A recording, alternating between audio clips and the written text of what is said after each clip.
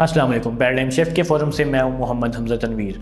Since October 7, Israel is committing the worst massacre in the history of mankind in Gaza. According to some reports, more than 1 lakh people have been affected by this war in Gaza, जिसमें से 30,000 people have been martyred by the Israeli Defense Forces, और इसके अलावा लापता होने वाले और injured होने वाले अफराद की तादाद भी हज़ारों में है। अब अगर देखा जाए तो इसराइल और उसके वेस्टर्न एलाइज की military might as compare to Hamas और तमाम ही मुस्लिम कंट्रीज़ के काफ़ी ज़्यादा है।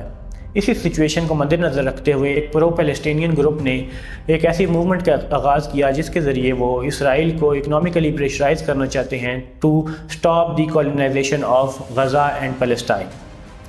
इस मूवमेंट का नाम है BDS मूवमेंट, जिसको boycott, divestment and sanction movement भी कहा जाता है। Although this movement have never been controversial, और इसके हवाले से लोगों का ओपिनियन भी कभी भी पोलराइज नहीं रहा, लेकिन पिछले कुछ अर्से में एक डिवाइड पाया गया है among the pro Palestinian peoples regarding the boycott of pro Israeli products.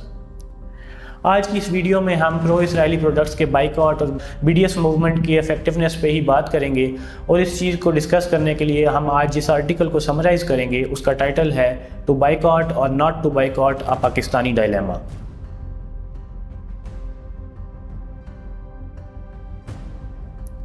इस आर्टिकल का ऑथर भी मैं खुद हूँ, और इस आर्टिकल में मैंने प्रो बाइकॉट स्टांस रखने वाले और एंटाई बाइकॉट स्टांस रखने वाले दोनों ही ग्रुप्स के आर्गूमेंट्स को पेश किया है, और इस चीज़ का फैसला आप पे छोड़ा है कि क्या हमें प्रो इसराइल प्रोडक्ट्स का बाइकॉट करना चाहिए या नहीं करना चाहिए।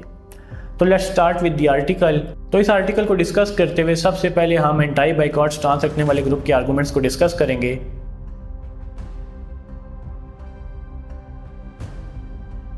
According to those who hold anti boycott stance, उनका ये कहना है कि पाकिस्तान में ऑपरेट करने वाले जितने भी इंटरनेशनल ब्रांड्स हैं जो प्रो इसराइल हैं, specially KFC, McDonald's, Nestle, PepsiCo, Aquafina, ये तमाम ही ब्रांड्स हज़ारों की तादाद में पाकिस्तानियों को रोज़गार फराहम करते हैं। अगर हम सिर्फ नेस्ले पाकिस्तान की बात करें तो according to a report 3700 people are directly employed in Nestle Pakistan. इसके अलावा जो लोग नेस्ले की डिस्ट्रीब्यूशन, सप्लाई और सेलिंग से के कारोबार से मुंसलिक हैं, उनकी तादाद भी हज़ारों में है।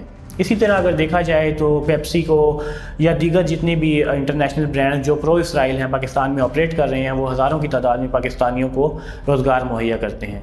तो इस ग्रुप का ये कहना है कि अगर हम इन कंपनीज़ का, इनकी प्रोडक्ट्स का बाइकआउट करेंगे तो obviously they will go for down sizing, और जब वो डाउन साइजिंग करेंगे तो उससे पाकिस्तान में अनएम्प्लॉयमेंट रेशो इंक्रीज़ होगी और लोगों को रोज़गार हासिल करने में मुश्किलात का सामना होगा।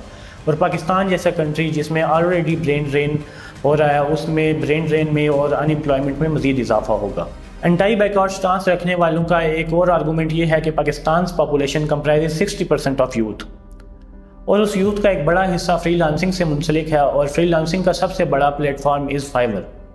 According to State Bank of Pakistan, in fiscal year 2021 to 2022, Pakistan earned $397 billion through remittances, और इन रेमिटेंसेस का एक बड़ा हिस्सा फ्रीलांसिंग के थ्रू ही आता है। अगर हम फाइवर जैसे प्लेटफॉर्म्स का बाइकआउट करेंगे तो पाकिस्तान की फ्रीलांसिंग इंडस्ट्री को भी एक सेटबैक का सामना करना पड़ेगा, जिसकी वजह से पाकिस्तान की इकॉनमी को भी अल्टीमेटली नुकसान होगा।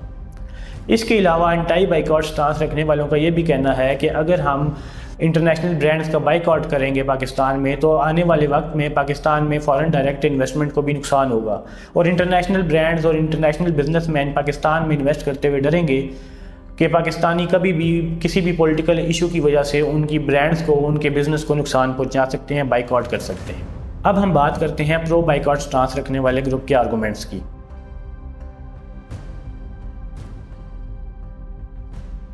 तो लेट्स स्टार्ट। अगर प्रो बाइकआउट स्टांस रखने वाले ग्रुप के आर्गूमेंट्स डिस्कस किया जाए तो they also have very strong and valid arguments. उनका ये कहना है कि आल्दो इंटरनेशनल ब्रांड्स को, प्रो इसराइली ब्रांड्स को बाइकआउट करने की वजह से पाकिस्तान में अनएम्प्लॉयमेंट इंक्रीज़ होगी, लेकिन अगर हम अपनी लोकल इंडस्ट्री को बूस्ट देते हैं, जैसा कि देखने में आया है कि पेप्सी और कोका कोला के बाइकआउट की वजह से पाकिस्तान में कोला नेक्स्ट और गोरमे कोला की सेल्स में काफ़ी इजाफा हुआ है। इसी तरह अगर हम दीगर भी जो इंटरनेशनल ब्रांड्स हैं जो प्रो इसराइली ब्रांड्स हैं, अगर हम उनका बाइकआउट करते हैं और उनकी जगह अपनी लोकल प्रोडक्ट्स को प्रेफर करते हैं तो पाकिस्तान में इंटरनेशनल ब्रांड्स के बाइकआउट की वजह से अनएम्प्लॉयड होने वाले लोगों को एक अल्टरनेट रोज़गार मुहैया हो जाएगा। इसके साथ साथ अगर हम अपनी लोकल इंडस्ट्री को बूस्ट देते हैं तो पाकिस्तान की इकॉनमी को भी फ़ायदा होगा इन द लॉन्ग रन, क्योंकि पाकिस्तान की इंपोर्ट्स भी डिक्रीज़ होंगी और अल्टीमेटली पाकिस्तान का करंट अकाउंट डेफिसिट भी डिक्रीज़ होगा।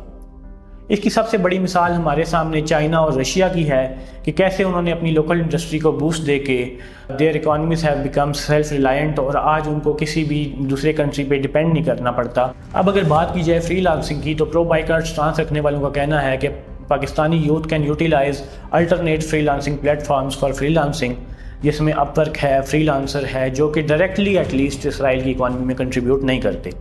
इसके साथ साथ पाकिस्तान में भी हशाम सरवर ने एक ऐसा फ्रीलांसिंग प्लेटफॉर्म लॉन्च किया है जिसके ज़रिए पाकिस्तानी यूथ फ्रीलांसिंग कर सकते हैं। इन आर्गूमेंट्स को देखते हुए आपका क्या ओपिनियन है कि क्या हमें प्रो इसराइली प्रोडक्ट्स का बाइकआउट करना चाहिए या नहीं करना चाहिए? अपनी कीमती राय का इजहार कमेंट बॉक्स में लाजमी कीजिएगा। हमारी वीडियो को लाइक एंड शेयर कीजिए। इस तरह की मज़ीद वीडियोज़ देखने के लिए हमारे चैनल को सब्सक्राइब कीजिए। और इसके साथ साथ अगर आप अपने आर्टिकल्स को, अपने रिसर्च पेपर्स को पब्लिश करवाना चाहते हैं तो डू विजिट आवर वेबसाइट, जिसका लिंक डिस्क्रिप्शन में मौजूद है। Thank you. अल्लाह हाफिज़।